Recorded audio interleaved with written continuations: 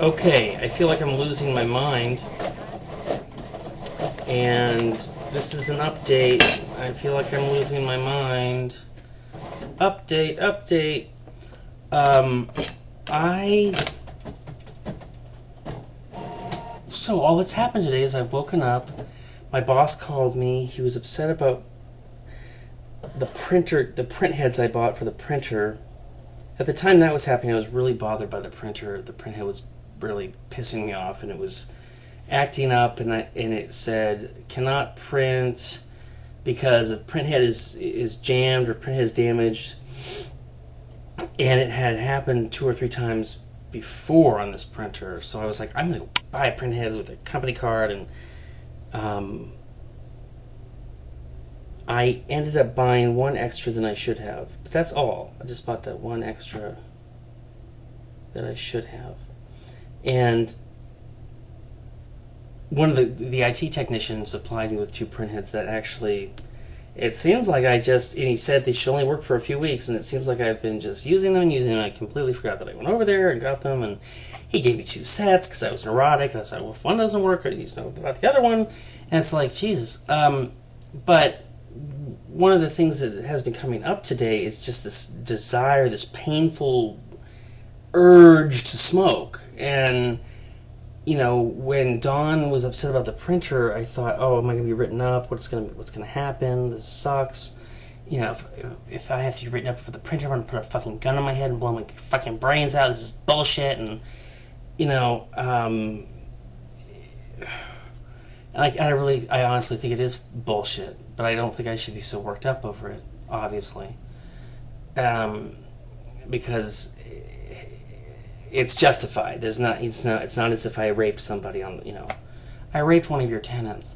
It's just not one of those things. It's not like I embezzled from the company, or I was caught, dealing drugs I don't know.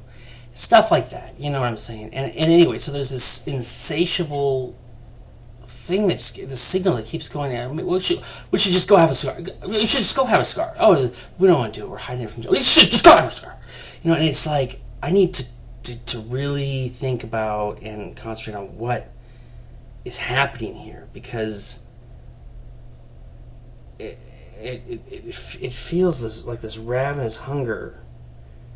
Like I want to take comfort with a cigar, and that would make it all better. And I'm having all these realizations, of course, all the old realizations that come up, not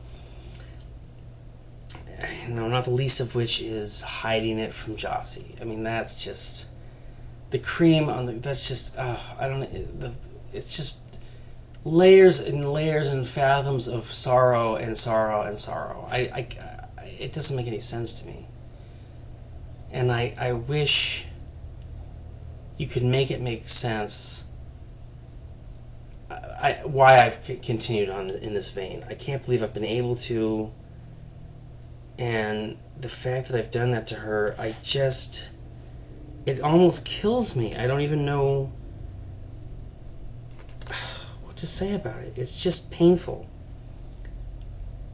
That I've hidden this from her, and I've been able to hide it from her, and then I'm saying to myself, well, you've got until August 16th, and August 16th, and then I'm about to fall off the wagon anyway, and it's just all this shit. I'm like, yesterday I was walking around Barnes & Noble with Lawrence, and I was feeling this desire, and I'm like, why can't this just be over in my life?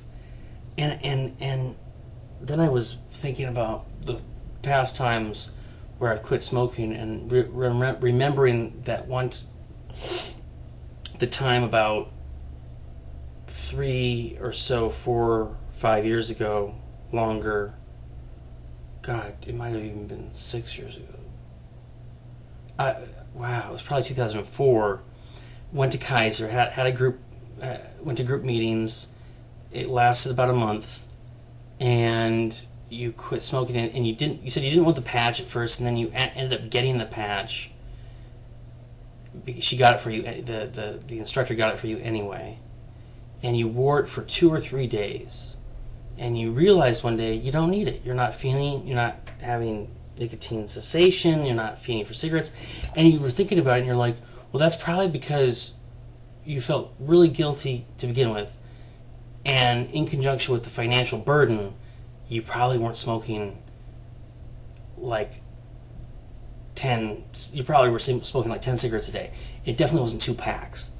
You probably really had it like down to 10 to 15 cigarettes a day, which is much different, and this is just like dramatically shocking. I mean, much different than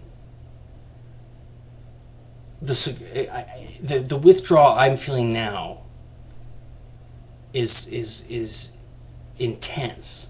And at the meeting I went to in May, the instructor said, went to the tobacco meeting in May, you remember, the instructor said 1 cigar is worth like 10 cigarettes, and it's got to be true. There's got to be some truth there, because you're fiending in a way that it's like I've never fiend before. There's just something going on. Like you're really, you've got a lot of nicotine going on. Your body's, you satiated yourself. You